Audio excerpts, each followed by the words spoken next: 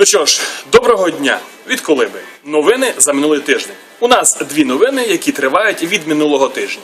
Штормове попередження продовжується, і ремонт вулиць в Ужгороді також продовжується. В Ужгороді їде Ляпіс Трубецької. Армія світа, армія добра. Будемо слухати. Кажуть, що останній концерт.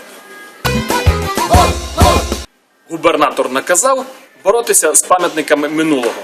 Тепер в Закарпатській області поменшає вулиць імені Леніна і радянських, а їх близько 200. Протягом минулого тижня поблизу Ужгородського району і Перечинського бухкало. Це йшли тренування на Оріховському полігоні. Наступного тижня у нас будуть цікаві події. 50 років з часу, як найвідоміший закарпатець Енді Ворхол знімав свій знаменитий фільм біля Empire State Building. А також відбудеться Night Ride і, звичайно, Ужгородська регата. Все це попереду. Найгірша новина цього тижня.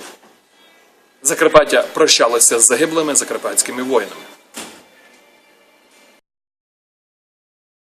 Найкраща новина цього тижня.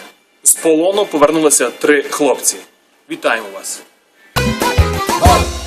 І традиційна рекомендація від Колиби.